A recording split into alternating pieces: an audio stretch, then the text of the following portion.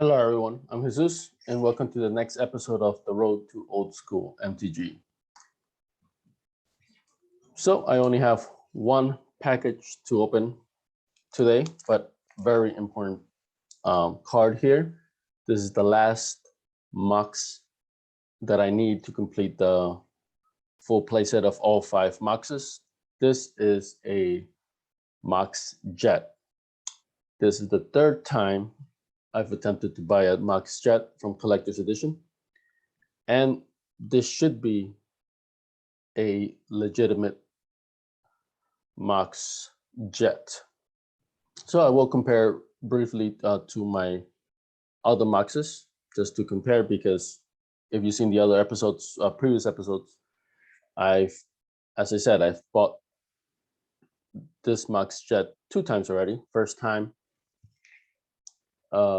it never arrived. Seller never contacted me, and it was a scam. Since it was through eBay, I was able to get my money back, no problems. Second time, it was through TCG Player. This time, the seller did send me a card.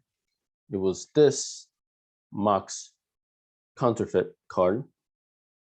It was marked as a in the ad, written as a collector's edition Mox Jet, and obviously it is not, because it obviously has a normal card back. But I noticed the other telltale signs. I am currently keeping this as a guide in case of any other future counterfeit cards. I have something to compare it to. The seller, when I complained, seller gave me no issues, gave me my money immediately, said it was a mistake. And now this one through eBay, this seller has nearly 300 rating on eBay, so everything points to this being a legitimate Mox Jet, also in near mint condition, at least according to the pictures. Right, I'll put up that the listing also, just to give the full scope of this transaction.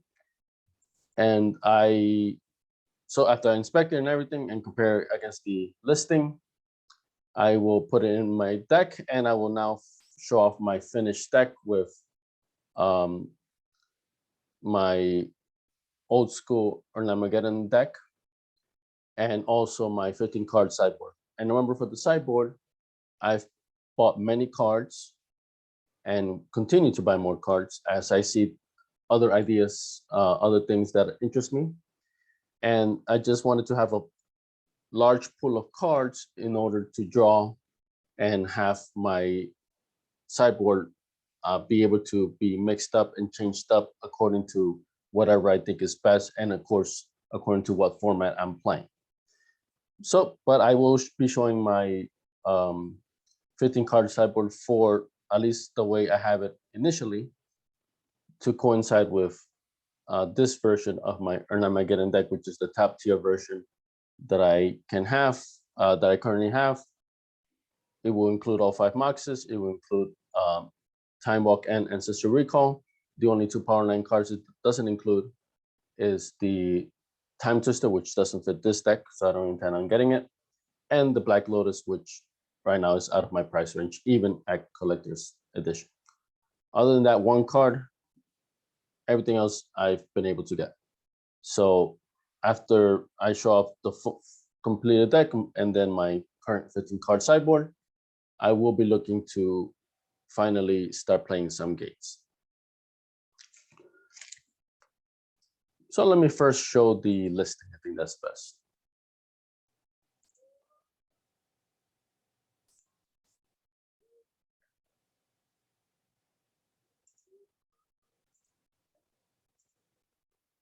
So this was listed as $1,000 or best offer. I just, on a whim, because it was still a okay price, right? At least according to what the other prices I've seen for a collector's edition Mox Jet. And there you go, the seller with pretty high rating. on a whim, I said, okay, well, let me try 900, and then immediately accepted it. Perfectly fine by me, and I immediately completed the transaction. So the seller doesn't write the description in terms of, right, just as it just gives info on the history of the card, just as look at the pictures. But from the pictures, seems near mint.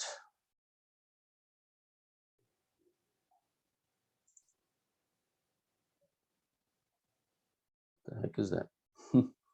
So looks good, and of course the back, pictures of the back. This time I do have pictures of the back. All right, so seems like it's a near mint card. Okay, so that's what I got for 900. Let's compare to what actually arrived. So bubble mailer, but honestly, it's very thinly packaged. So not the best one, definitely, that I see. I would have preferred a bit more, especially for a crisis in this price range. So opened it up, definitely bubble mailer. The receipt or a piece of paper, just to give it a little bit more cushioning.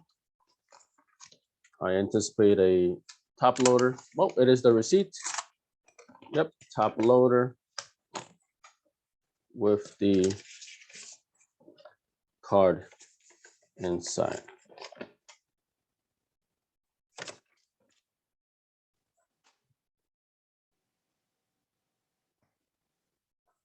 Little tape up front, so the card is in a deck sleeve, card sleeve, whatever it's called, green. And then it has a little tape up top so it doesn't come flopping out. I think with all the paper, I think that would have done the same thing. But then it makes it a little hard to remove.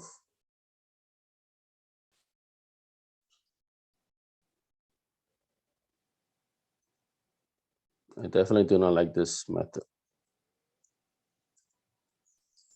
because I'm like holding the card stiffly as I try to peel this off. So, and I don't want to risk putting a little scissor or some kind of blade. So not the best, but it's pretty common. So you just have to work with it. All right. I do have a close-up camera here.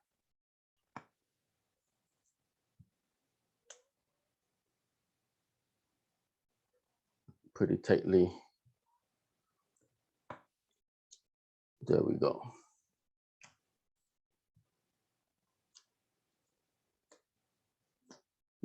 No penny sleeve, just a card.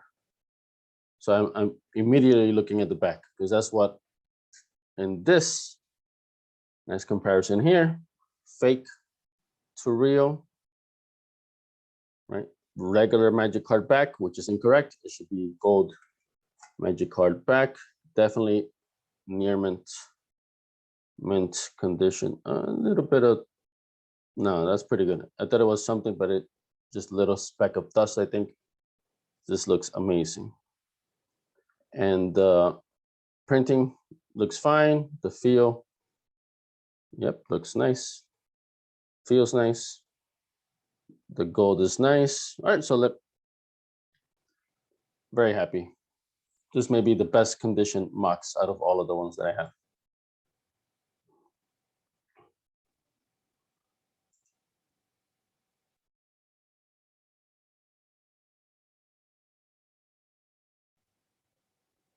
Very nice corners, which is something that gets damaged a lot.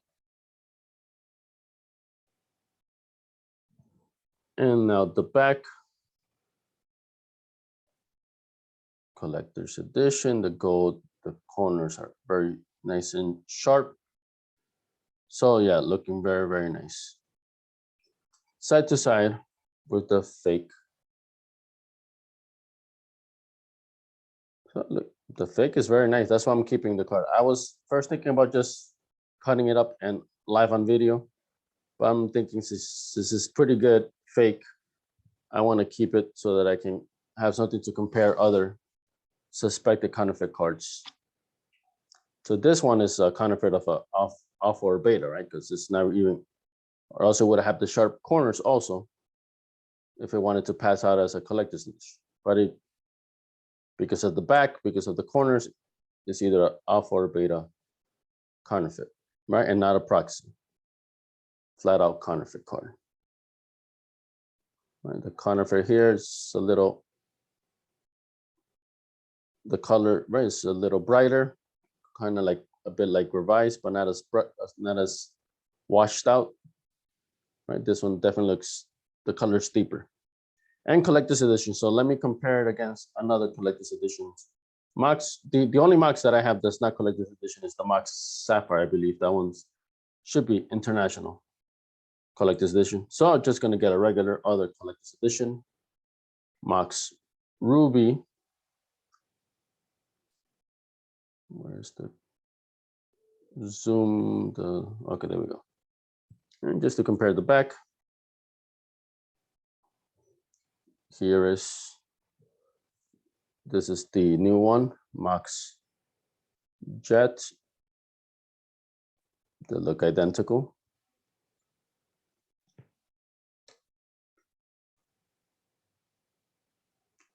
Sorry for not, and since I have the image on the camera go mirror image, so I'm like always unsure of which direction to go, but there you go. Yep, the colors are similar, yep. Okay.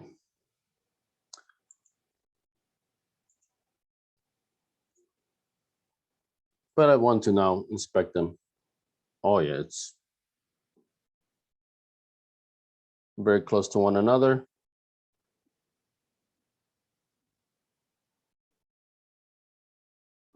Yep. The feel, right? Also, right? That's something you can look out for. Yep. I'm satisfied this is real. So extremely excited to complete now my collector's edition Mox playset. So in the perfect fits penny sleeve, these tend to be tricky to fit because the collector's edition edges are so sharp. Exactly, you gotta get it just at the right angle or else it's just not gonna fit. All right. That is my new collector's edition Mox Jet, all packaged up, ready to be played. And now I'm putting back my Mox Ruby.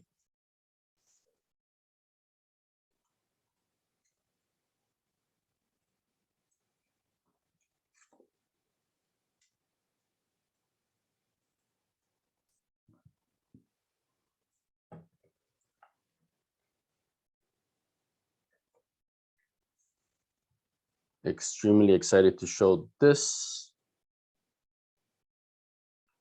full collector's edition Mox playset.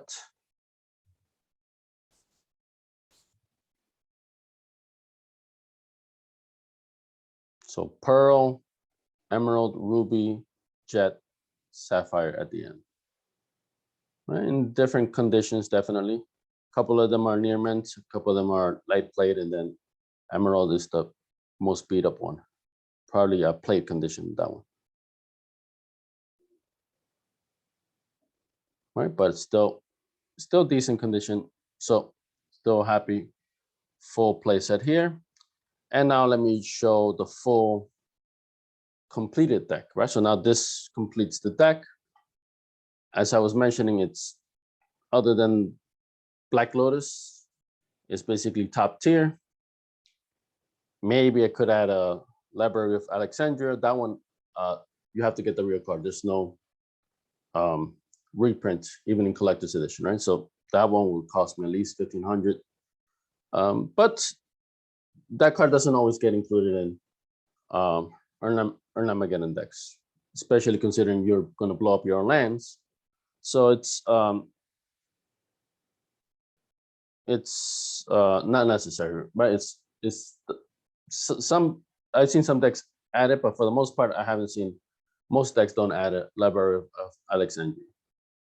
But definitely that could be one thing to improve on this. And then, like I said, the Black Lotus, but other than that, this is, it has everything else that it possibly could, right? So it's basically top tier. And honestly, even the Black Lotus, I'm thinking like, it's great to have, of course, but I'm place testing with a proxy, and it's, you know, like the Moxes are always useful. You know, they're like another mana, right? So the Black Lotus, it depends. You got to have something else to cast, as opposed to the Moxes. You know, they're just extra lands. You know, it's the Black Lotus basically is kind of like you have to have something special to cast, as opposed to the Mox. Whatever you got, you can cast. You know, even if it's just a normal card, something just, you know, right? You basically, you know, it's more useful, right? It's for the more basic stuff, the normal stuff that you will be playing, as opposed to a Black Lotus. You kind of want to save it up for something big, right? So, but then also that means you gotta have that other special card with you, as opposed to the Mox. Whatever you have handy in your hand, whatever you have is good enough to cast, right? So it's debatable whether I even add a Black Lotus in this deck. I still want it, of course, right? Who doesn't want a Black Lotus? But I'm not in a rush to get it, definitely. I think this is a very top tier deck. And I have added my own touch to it. I splash black and blue, as you're going to see. And as I test it out now in real games, we'll see if maybe I change my mind on that, right? Because it's that's my own decision.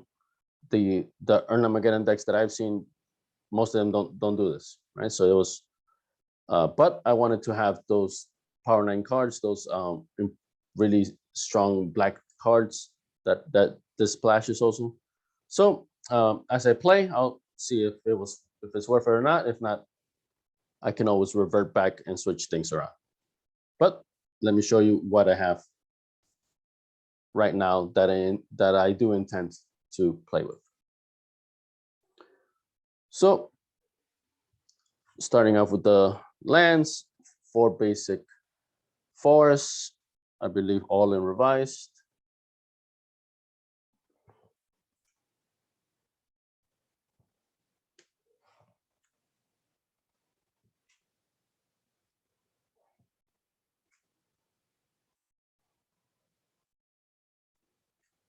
For planes, 4th edition, I believe.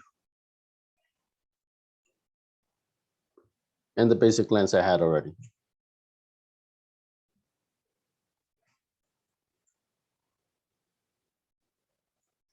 One strip mine, depending on the format, they may allow more, but I only have one. And I only want to make room for one because the mana base is already pretty tight. 4th edition, I believe.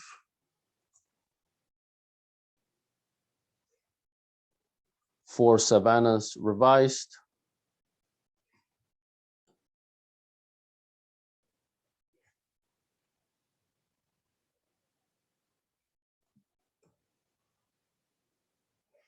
For City of Brass Chronicles. That's that I can splash the other colors, like I said.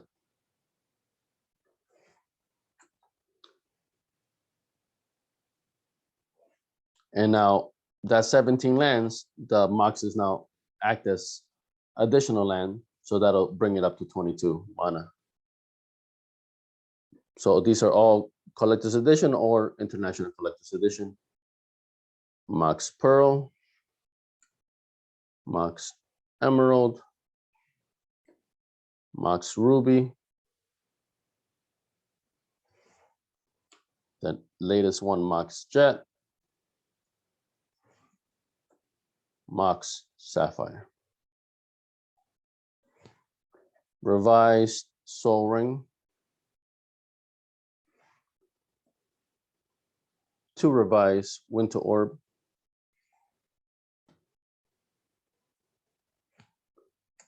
Collector's Edition Chaos Orb,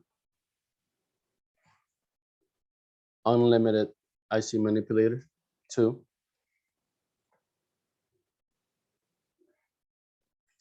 4 Birds of Paradise, 3 revised 1/4,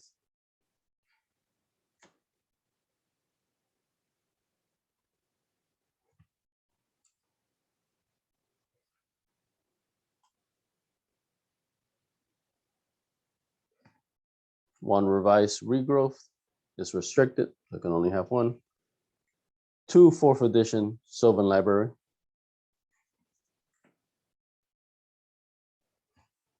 4 Chronicles Erhnamgeddon,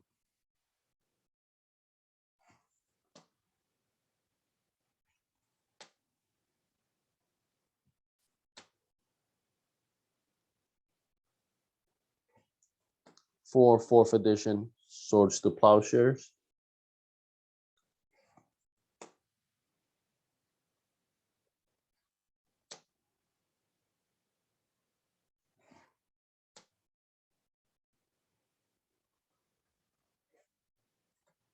2 4th edition Land Text,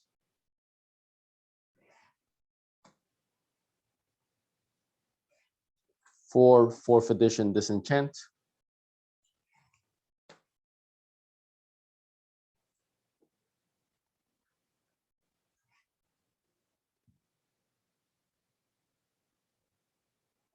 1 revised Balance restricted,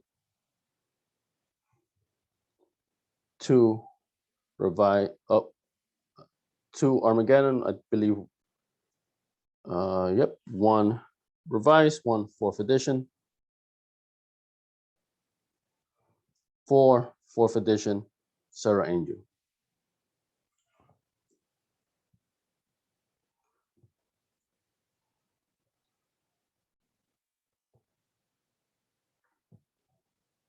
So these are now the colors I splashed.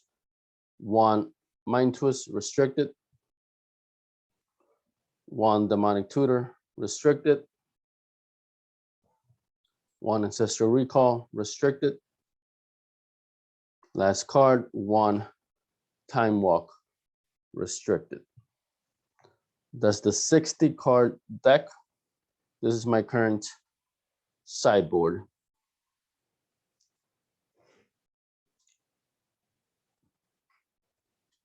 For Black Vice revised. So this is good against control decks or any decks that like to do combos and then like to have a full hand. Stasis decks, things like that. 1 Unlimited Icy Manipulator, 2 4th edition Tranquility. The Tranquilities I had from my own. 1 Greater Realm of Preservation Legends, 2 Dust to Dust, The Dark,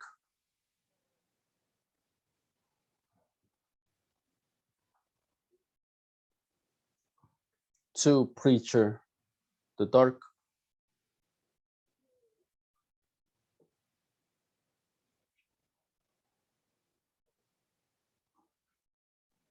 1 Armageddon 4th edition,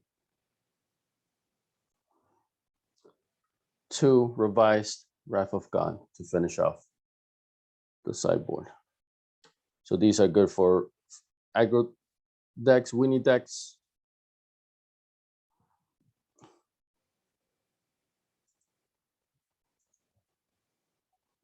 All right, so very happy to announce, well, this is the second time I've announced the deck is complete, but this time it truly is. As I said, other than the Black Lotus and maybe the Lever of Alexandria, those are 2 cards that I could potentially add, but honestly, it's debatable whether it could even fit here or if it's worth those extra cards for according to the goal of the deck. I want to blow up lands, even my own. So it's debatable whether Library of Alexandria can consistently be useful, right? Especially since the deck is very tight on colored mana. I have 4 City of Brass, so I have to be careful with those, right? So mana base is very tight, so I don't know if I would add that Library of Alexandria anyway. And then, and as I was mentioning, the Black Lotus is such a specialty card. There's a lot of conditions that that require it to be good, as opposed to many of the other cards here. They're always good no matter when, basically. So that's why I still want obviously a Black Lotus, but I'm in no rush. I'm definitely extremely satisfied with this current setup. So this will be my top tier, as I was also explaining in prior videos. I've bought a lot of additional cards, not just for the sideboard, but just also for the main deck, so that I can change the deck to fit either X points, to fit budget versions, and also maybe potentially fit different style, the actual deck style, right? So I can go, right now it's Erhnamgeddon. I could potentially, not yet, I'm still getting some cards. I could potentially go with Bantamgeddon, which adds blue creatures like Serendipity Freeds, and some other cards, some other blue cards also, Sonic Blast, things like that, right? So it just adds aggressive, low cost blue cards. So I can potentially turn this deck into that version. And also I've been looking into Erhnam on Ice, which includes Ice Storm. I don't have any of those, but I've been looking at that and seriously considering also buying the cards to potentially make this deck be able to change into Erhnam on Ice as well, considering most of the cards are already there. I need just some tweaks to change it up to that, right? So, and I think that's a good idea, because it's just going to extend the life of the deck. It's just the enjoyment of it. It won't get stale because I'm just playing the same deck over and over. So that's really very a big thing for me, right? Because I do think that could happen where it becomes stale. So as I've been building this optimum deck, which I just showed you, I did want to also have other options just to mix things up. And who knows, as I try other versions, maybe I end up liking the Bantamgeddon version better, and then that'll become my go-to version. Or the Erhnam on Ice, I'm really liking that version as well. So I just wanted to, really have a wide range of experiences available to me. And by being able to purchase these additional cards, being able to change the deck to different formats, different versions, I think I'm achieving that. Just extending the life of the deck, the enjoyment, the experiences.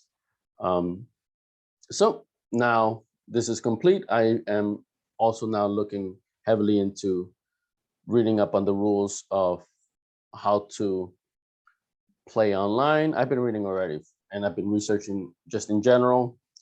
But the deck is complete. There's nothing to wait for. Any cards that I do buy is more just either the sideboard, or, like I said, to maybe tweak this deck in the future to other versions, right? But the deck that I currently have, it is complete, and it cannot be improved upon. The only changes I would make is not to make it better, but just to make it different, to give a different feel to it, a different experience, right? But other than maybe debatably adding a Black Lotus, maybe debatably adding a Library of Alexandria, that's as good as it can possibly get, which I'm very happy with. I didn't expect to go this all out on the deck. I expected my deck to be mid-tier. The full deck, I didn't want to initially go beyond 1,000, and then after I got the 4 revised Savannas, okay, no more than 2,000. and then I just bought the 5 Moxes, bought the other 2 Power 9 cards, Ancestral Recall, Time Walk, and then also the first one to start it off, I also bought the Chaos Sword.